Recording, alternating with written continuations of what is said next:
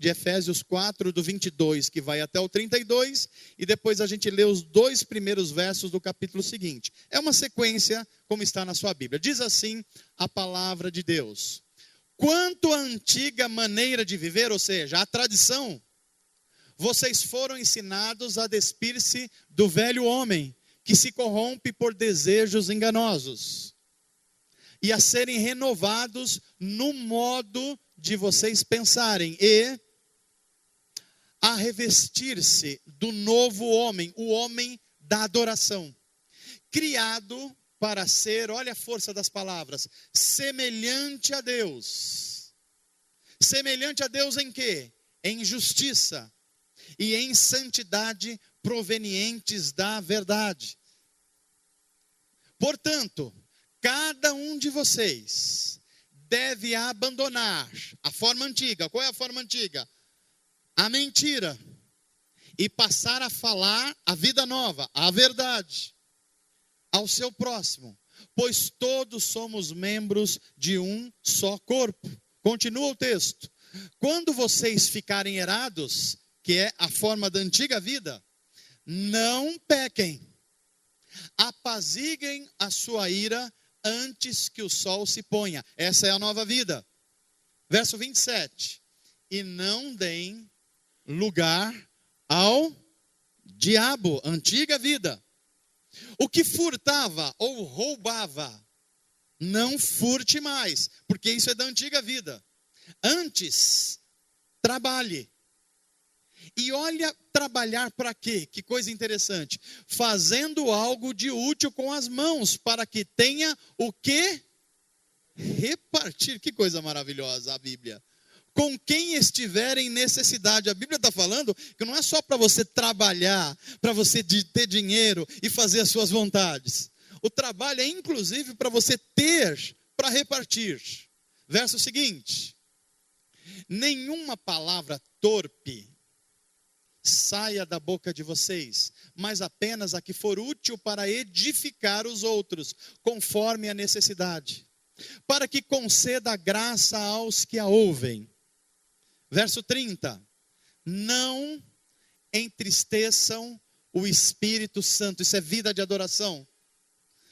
O Espírito Santo de Deus, com o qual vocês forem selados, marcados para o dia da redenção. Livrem-se de toda amargura, de toda indignação e ira, de gritarias e de calúnias, bem como de toda a maldade. Sejam bondosos e compassivos uns para com os outros, perdoando-os ou perdoando-se mutuamente, assim como Deus o perdoou em Cristo. E agora Paulo faz um resumo nos versos 1 e 2. Portanto, sejam o que, gente? Imitadores de Deus, como filhos amados. Verso 2. E vivam em amor, como também Cristo nos amou, e se entregou por nós, como oferta e sacrifício de aroma agradável a Deus. Amém. Vamos orar? Deus, nosso Pai amado, a Ti entregamos a nossa mente, o nosso coração, o nosso tempo, nas primeiras horas da manhã desse dia de domingo. Que o Teu Espírito Santo continue a nos falar. Que Jesus continue a brilhar no nosso culto e na nossa vida. Que nós possamos esvaziar-nos de nós mesmos. Porque nós chegamos cheios nessa manhã, cheios de preocupação, cheios de nós mesmos, cheios de tentativas humanas de resolver as coisas, e o Senhor vem e nos lembra que nós precisamos nos esvaziar, para que o Espírito Santo nos encha, nos preencha, nos dê um coração sensível a perceber aquilo que o Senhor tem para nós na manhã desse dia. Enche-nos desse Espírito, enche-nos da Tua palavra. Nós confessamos os nossos pecados, as nossas ações, os nossos pensamentos, mas sobretudo, um modo de vida que não Te agrada. Nós renunciamos isso, nós nos arrependemos e pedimos outra vez e de novo, nos faz imitadores de Jesus Cristo. Em nome de Jesus nós oramos. Amém. Começamos hoje mais uma campanha de Natal. Quem ama se envolve, já explicada pelo pastor Mauro, já sugerida as ações quando a nossa fé, ela se torna uma fé prática, uma fé envolvida. E nós somos chamados nesse Natal a ser um agente. Agente é quem age, um agente de amor e de serviço. Assim como Deus que amou e se envolveu com a sua criação e a humanidade, nós somos chamados a fazer o mesmo. Uma fé que se desloca na direção de amar a Deus sobre todas as coisas e de servir as pessoas que Deus ama e que nós somos chamados a amar. E o primeiro dos nossos grandes temas da campanha desse Natal é: quem ama se envolve, mas só se envolve aquele que ama e que busca imitar Jesus Cristo. E se tem uma coisa que Jesus fez em todo o percurso da sua vida, é viver uma vida que expressava adoração ao Deus Pai. A vida de Jesus foi uma vida que fez Deus sorrir o tempo inteiro. E é por isso que a mensagem dessa manhã é um estilo de vida que faz Deus sorrir. E você já começa a perceber que a adoração é um estilo de vida, é um jeito de viver. E é por isso que eu quero já tirar as primeiras impressões do que nós entendemos por adoração. Primeira coisa, adoração não se limita à música. Nós estamos tão viciados em pensar que a adoração é igual à música, que eu não sei se nós resistiríamos uma celebração nossa sem cantar uma música que sequer, e ainda assim nós saímos do culto dizendo, nós adoramos a Deus. Vocês acham que a gente resistiria? Graças a Deus que nós temos uma orquestra. Graças a Deus que a gente tem músicos como o Rogério, o Naldo, o Valdir, o Robson. São uma bênção para nós. Mas a gente não pode achar que nós adoramos quando estamos fazendo música. Tem um monte de gente que faz música, mas não adora. A gente está tão viciado a achar que música é adoração, que nós falamos assim, olha, eu estou no culto e nós estamos agora no período de adoração. Ué, e os outros períodos são o quê? Por exemplo, quando você está ouvindo a palavra, o que é isso, se não você investindo, reservando tempo para aprender do Senhor? O que é isso, se não adoração?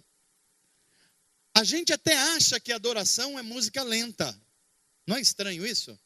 Vamos cantar agora o quê? Uma música de alegria. Então, o nosso general é Cristo. Agora vamos uma música de adoração. O que é a música de adoração? O ritmo fica lento, só o piano, as vozes. Ué, e as outras músicas eram do que exatamente? O que a gente estava fazendo quando estava cantando? Não, eu vou agora para uma celebração de adoração. Mas a sua vida, antes de a celebração, estava fazendo o que exatamente? Se não adorando.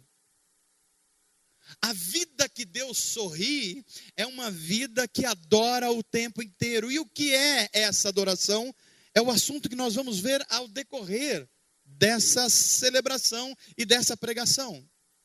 A primeira coisa que eu gostaria que você notasse na pregação dessa manhã é que há pelo menos dois grandes modos de a gente viver.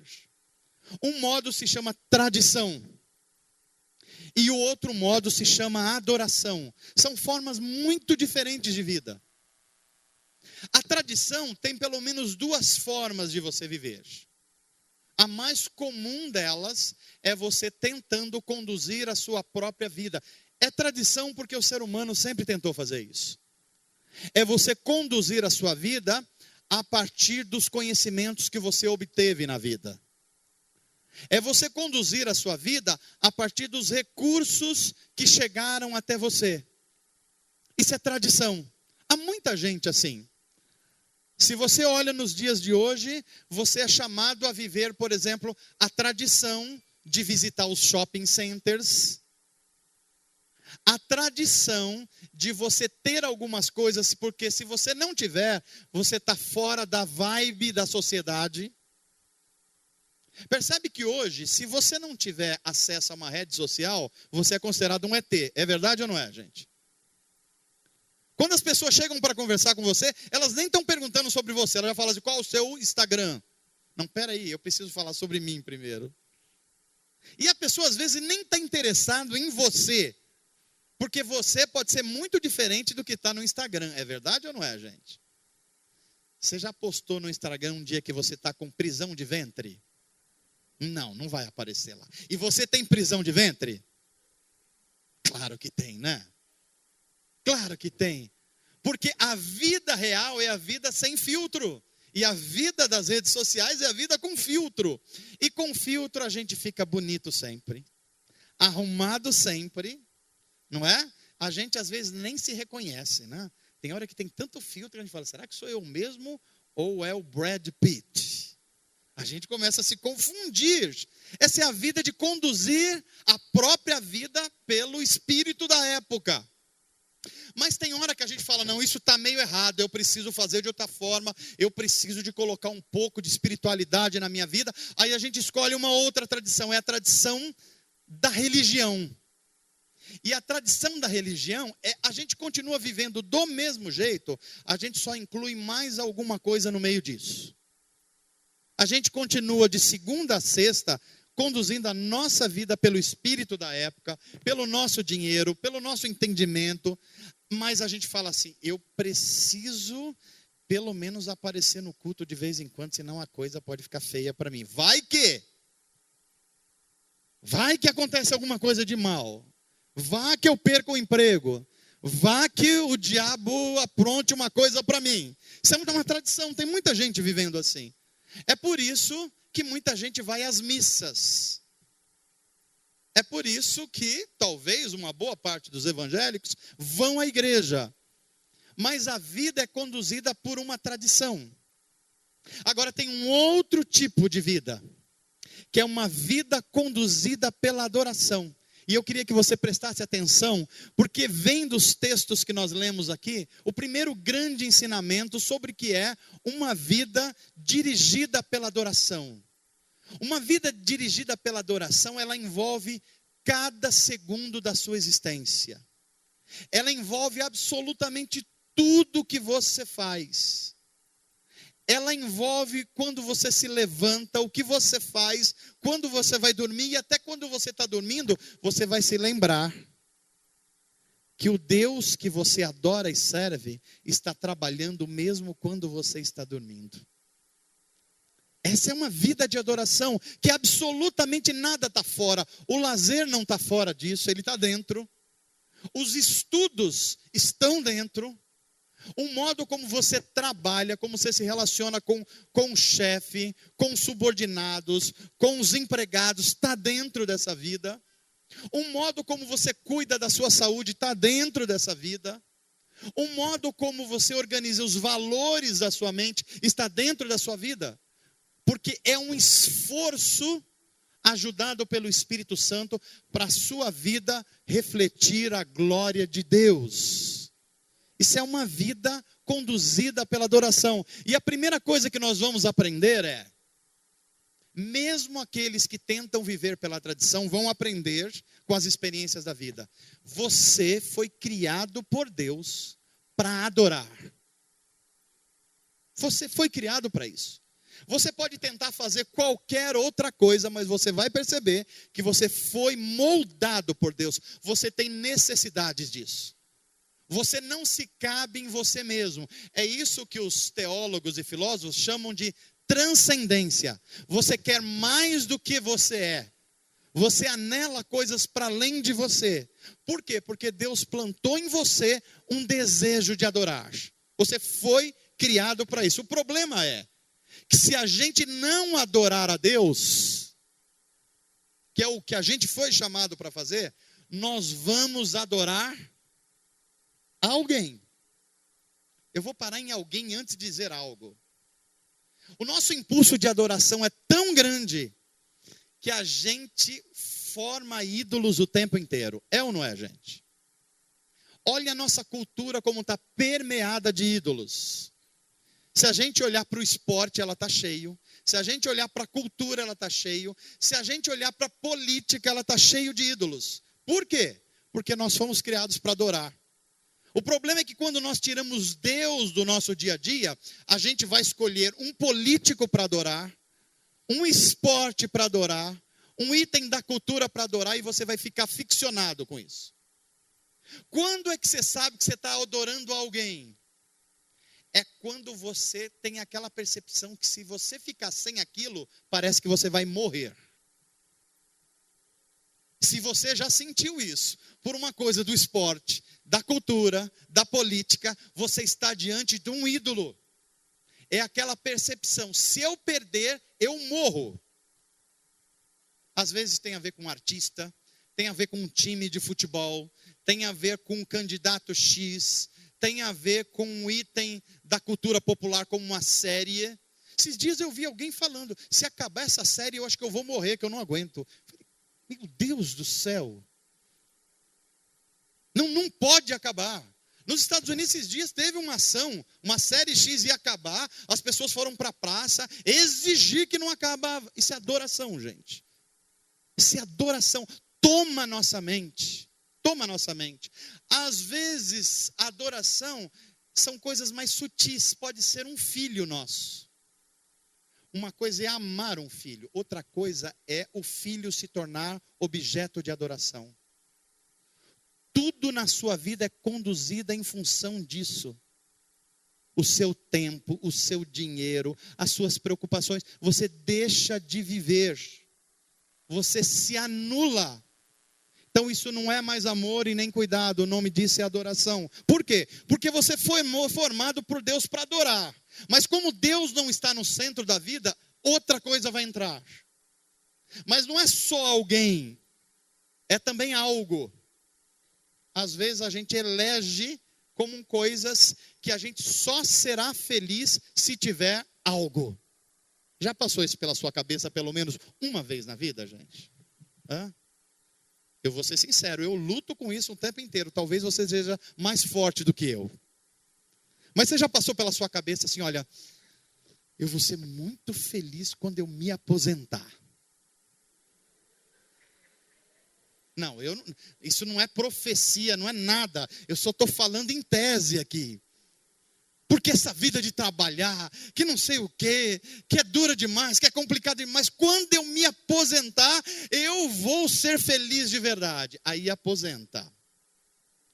Aí na segunda-feira da primeira semana, a vida é uma delícia, uma delícia. Na segunda semana posso ir para qualquer lugar sem acordar no horário. Maravilha essa vida de aposentadoria. Aí você vai... Aí no segundo mês, você começa a perceber que tem algumas coisas problemáticas na aposentadoria. Por exemplo, todo mundo acha que você nunca está fazendo nada. É verdade ou não é? Quem está aposentado? Precisa ir num banco, quem vai? Ah, vai ele que está aposentado. É verdade ou não é, Guti? Parece que o mundo cai nas costas. Parece que agora você é o primeiro a ser chamado por tudo. Então veja, a gente pode ir idolatrando coisas que não vai. Ter coisas. A minha vida vai mudar quando eu tiver uma casa de praia. Primeiro final de semana é uma maravilha. No segundo mês chega o IPTU mais alto, porque o litoral é mais alto. Você já começa a ver que não é tão maravilha assim. Daqui a pouco começa a ir gente demais, se você não controla. Aí você fala, eu comprei para mim, mas os outros estão usando e eu que pago. Pois é, as coisas tendem a ser assim. E você vai percebendo, ou senão, eu vou ser feliz quando eu tiver um carro que me dá um status. Aí você tem o carro. E no primeiro dia você sai alegre da vida. Está pomposo no farol. Você olha do lado, tem um fusquinha, você fala, como eu sou feliz. Mas daqui a pouco você percebe que o seu carro tem um seguro mais caro. Tem um IPVA mais caro, que você morre de medo de alguém riscar, então você nem vai mais em alguns lugares, já mudou a sua vida. Já não vai mais em alguns bairros, já não visita mais alguns parentes, porque podem riscar o meu carro, pode roubar o meu carro. Isso se tornou um ídolo, você foi feito para adorar. Como Deus não está no centro, alguma coisa vai entrar no centro disso. Então nós precisamos voltar à palavra de Deus e dizer assim: Senhor, aquilo que eu estou vivendo, as pessoas com as quais eu estou me relacionando, as coisas boas da vida que o Senhor fez chegar até mim, estão fazendo o Senhor sorrir? Ou estão entristecendo o Espírito de Deus, porque eu não estou te adorando e passei a adorar outras coisas? Você pode levantar sua mão direita comigo e dizer assim: Senhor Jesus, olha aqui dentro de mim. Tem alguma coisa que roubou o centro da minha vida e que não se chama Jesus Cristo? Me ensina a tirar isso do centro, para a tua glória e para o meu bem. Amém, gente?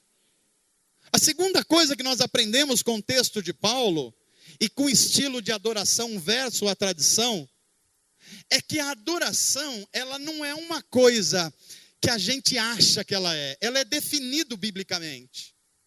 A adoração, ela tem características, da mesma forma que eu sei quando eu não estou adorando, e outras coisas tomaram o lugar de Deus, é possível também saber quando eu estou adorando. E quando é que eu estou adorando? Conforme a Bíblia Sagrada, eu estou adorando quando eu sinto que eu estou fazendo aquilo para o qual Deus me chamou para fazer. Isso é um sentimento maravilhoso, gente. Uma pessoa que é chamada para aconselhar pessoas, quando ela está num aconselhamento, ela não sente um peso de uma agenda. Ela sente uma grande alegria de fazer aquilo para o qual Deus chamou ela. Percebe? Não é um trabalho pesaroso, é uma alegria de fazer. Você já pensou, por exemplo, nós temos aqui um artista plástico que é o Regis. Eu vou fazer uma propaganda gratuita dele aqui. O Regis tem feito trabalhos ele tem deixado os nossos bairros mais bonitos. As nossas casas, as nossas escolas. E ele fez um trabalho recente aqui, eu indico para você, na Leopoldina, gente. Perto dali da estação. Tem um restaurante novo que abriu. Ele fez um painel ali de 210 metros quadrados. Imagina o que é isso.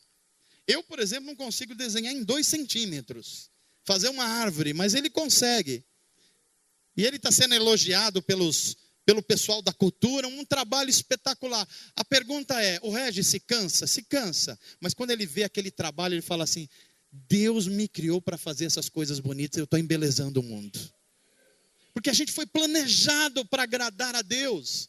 Você vê o Rogério tocando, está fazendo umas harmonias, umas escalas. Se deixar, ele esquece de almoçar. Por quê? Porque está fazendo aquilo que Deus deixou a gente para fazer. Olha lá o Rogério, ó, ele sentiu o peso agora. Tá? Porque essas coisas nós fomos planejados. Então a adoração tem a ver com aquilo que Deus enche você de um prazer de fazer aquilo que Deus chamou você para fazer. A segunda coisa que nós sabemos que a gente está adorando, e essa é uma coisa das mais difíceis, é porque a essência da adoração é você render-se a Deus. Senão você não está adorando. Você pode estar cantando que Jesus é o centro, mas se o seu interior e a sua vida não está se rendendo a Deus, você só está cantando, mas não está adorando. A essência da adoração é render-se a Deus. Eu não consigo ver expressão mais bela do que aquela na vida de um homem chamado Jó. Porque a adoração, ela acontece inclusive diante de uma perda. É possível adorar enquanto perdermos. Porque quem perde com Deus vai ganhar sempre no final. É por isso que quando Jó perde a saúde, perde a família, perde os bens, e alguém fala assim: abandona esse Deus aí, vai viver pela tradição como todo mundo vive. Todo mundo já teria deixado essa esposa, deixa a família, deixa a esposa, deixa tudo, isso é tradição, todo mundo faz assim. Mas Jó levanta a sua cabeça e fala assim: eu sei que o meu Redentor vive, e no tempo certo ele vai vir em meu resgate. Isso é uma vida de adoração, é uma vida que se submete a Deus. Eu gosto muito de definir adoração como dar razão a Deus. Isso é adoração, dar razão a Deus. Porque tem hora, William, que eu quero dar razão a mim mesmo. Tem hora que tem um problema diante de mim e eu falo assim, olha, é justo eu fazer assim, assim, assim, porque alguém fez assim, assim, assim. Aí eu estou dando razão a mim mesmo. Mas aí eu olho para as Escrituras e vejo Deus revelado em Jesus se esvaziando, tendo todo o poder e não agindo com poder, agindo com amor. Tendo todas as razões para fazer o mal, mas fazendo o bem. Então eu sou constrangido a dar razão a Deus. Eu falo assim, eu vou fazer justiça do meu jeito. Aí Deus fala assim, não, você tem que perdoar. Aí eu olho para mim e olho para Deus e falo, Deus, o Senhor tem razão, eu tenho que perdoar. Isso é adorar a Deus. Quando você dá razão a Deus e não dá razão à sua ira, a sua cabeça quente, o seu jeito de fazer, o jeito que o espírito da época está dizendo, adorar é dar razão a Deus. Em terceiro lugar, nós aprendemos que esse texto, eu sei que estou adorando quando Deus sorri para a minha vida. Você sabe, eu faço essa imagem, eu não sei você, mas eu faço essa imagem. Às vezes eu chego no final de um dia inteiro e me pergunto assim, de todas as coisas que eu fiz hoje, de todas as coisas boas, outras não boas, coisas boas que me aconteceram, outras não, mas em todas elas, como é que Deus olhou para mim? Será que Deus sorriu para mim? Será que Deus fechou a cara para mim? Será que Deus olhou para mim e falou assim, Manu, hoje você não se comportou como um filho meu, porque você não se pareceu comigo hoje. Já pensou? A gente está fazendo negócios, e a gente fecha um bom negócio, e a gente olha para Deus, e pode ser que a gente seja contente, mas Deus está fazendo assim para a gente. Pode ser que a gente lidou com perdão, ou com a falta de perdão, e a gente fala assim, olha, dei o troco, fiz da forma certa, e resolvi do meu jeito, saí por cima, provei que eu estava certo. Mas Deus olha para a gente, em vez de um sorriso, Ele balança a cabeça assim, você não está parecido com meu filho Jesus Cristo. Agora, quando nós agimos no poder do Espírito Santo, quando nós aprendemos a dar razão a Deus, quando nós aprendemos a morrer para nós mesmos, para que o Espírito de Deus nasça em nós, aí Deus olha para a gente e fala assim, este é o meu filho amado em quem eu tenho grande alegria. Você lembra quem ouviu isso da parte de Deus? Jesus Cristo, Filho amado. E nós somos chamados, uma vida de adoração é aquela vida que Deus sorri e fala assim, muito bem meu filho amado, você foi fiel no pouco, mas prepare-se, tem muito que eu vou colocar diante de você, porque eu estou sorrindo para a tua vida do jeito que você está andando, conduzido pelo meu Espírito. Amém, gente? Você pode levantar a sua mão direita e falar, Senhor, eu quero que o Senhor sorri para mim. Me ajuda a viver uma vida assim. Em absolutamente tudo que eu fizer. Agora veja só, e eu vou terminar essa mensagem. Adoração bíblica, eu sei que quando estou adorando, não é quando eu tenho um arrepio. Percebeu? Porque nós temos uma espécie de culto hoje no mundo, que as pessoas acham que estão adorando quando sentem um arrepio. Ai, não pode tocar essa música que sei lá, me arrepia todo. Ué, mas a música do Roberto Carlos também arrepia um monte de gente. Anitta, arrepia. Não sei quem consegue, mas tem gente que consegue. Então não é porque você se arrepia que você está adorando, ou sentindo a presença de Deus, porque a gente se arrepia por um monte de coisas, e um monte de músicas. Adoração não tem a ver com isso. Adoração, ela é bíblica quando ela é, olha, presta atenção, ela é precisa, ela é definida na Bíblia. A Bíblia diz que Deus procura adoradores. E esses adoradores, eles adoram a Deus em duas características. A primeira é em espírito e a segunda é em verdade. O Deus que é espírito, Ele exige que o nosso espírito humano se conecte com Ele, para que haja uma sintonia, senão não é adoração. Senão a gente está falando de uma coisa legal, de uma outra coisa que pode ser boas, mas não é adoração ao Deus único. É quando o espírito humano se conecta com o Espírito de Deus, aí é adoração. Mas não é só isso, é em espírito e em... O que significa isso? Significa que o que eu estou falando precisa ser o que o meu coração está sentindo e o que as minhas mãos e pés estão fazendo, senão é em verdade. Quando eu falo assim, Deus, Tu és o centro da minha vida, essa palavra precisa ser verdade no meu coração, nas minhas ações, senão não é adoração. A adoração bíblica, ela também é autêntica. O que é adoração autêntica? É adoração que eu não fico brigando com Deus, mas eu dou razão a Deus. Quando eu canto assim, eu tenho que perdoar, eu não brigo mais com isso. Eu vou lá e perdoo porque é um mandamento de Deus para mim. Isso é autêntica. A minha boca está conectada com o meu coração, a minha mente está conectada com os meus sentimentos. Senhor, eu sei quem eu sou. Adoração autêntica é aquela daquele episódio do Novo Testamento em que 2 homens entram na igreja para orar. Um diz assim, Senhor, eu te agradeço porque eu sou judeu, eu sigo a tradição, eu jejum, eu não sou como os homens pagãos, eu não sou como essa gente. Tem nada de autêntico aí. Mas tem um outro que não consegue nem levantar a cabeça e entra no culto e fala assim, Senhor, eu sei quão miserável é o meu coração. Eu sei que eu sou capaz de fazer o mal como muita gente está fazendo mal. Eu sei que em mim habita algo tão estranho que às vezes nem eu assimilo o que é isso. Mas eu estou diante do Teu Espírito, transforma, restaura, me perdoa, me transforma. Aí está vendo a adoração autêntica. É aquela que reconhece quem é, porque também sabe quem Deus é, e Deus é misericordioso para perdoar. E finalmente, sumiu. Isso quer dizer que está na hora de eu terminar a mensagem desse domingo. Não é isso?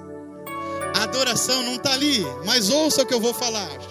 A adoração exige sacrifício. Ninguém adora de verdade sem sacrificar algo em si.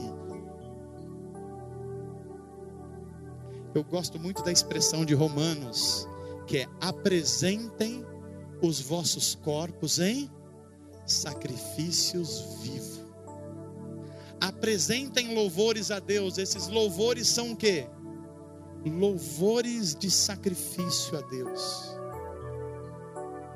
Você já pensou o que significa sacrificar a sua personalidade? Eu não vou perguntar aqui. Eu perguntaria, mas não vou. Quem tem uma personalidade difícil aqui? Eu comecei aqui. Personalidade difícil. Mas pastor, eu achava que o senhor tinha sangue de barata. Não tenho, já estou avisando. Sou filho de pernambucano com paraibana. Imagina. É por isso que eu preciso dar razão a Deus. Porque se eu for dar razão a mim mesmo, a coisa vai pegar. Eu preciso sacrificar a minha personalidade, temperança, domínio próprio. Senhor, eu estou para fazer isso, mas o Senhor habita dentro de mim. Então me livra disso. Tira isso de mim, porque eu quero dar razão a Ti. O Senhor precisa sorrir para mim. Eu quero chegar no final do dia e olhar para o Senhor está dando um sorriso, falando: mano, você está mais parecido com meu filho. E eu vou falar: Senhor, é tudo isso que eu quero. É o que eu mais anelo, é viver uma vida que o Senhor sorri para mim. E no último dia eu quero que o Senhor olhe para mim e fale assim: muito bom, servo bom e amado. Você fez... num pouco você foi fiel, agora você vai ouvir, ver aquilo que o olho não viu, aquilo que o ouvido não ouviu, aquilo que o ser humano nem imaginou no seu coração. Vem, nós vamos celebrar juntos. Tem um banquete do Cordeiro. A cruz agora vai mostrar a sua glória. A ressurreição chegou. Vamos para o mundo da nova criação, o mundo onde habita a justiça, a misericórdia, onde os poderes do mal foram vencidos, e agora o Espírito de Deus é tudo em todos, e agora a gente pode viver toda a bênção da glória e da graça de Deus, que foi aquilo que Deus preparou para mim e você. Que Deus te abençoe, que a adoração seja o centro da sua vida, que você dê razão a Deus, e que a glória de Deus se revele em você, e Deus sorri para você, porque é isso que Ele criou você, para ser um adorador.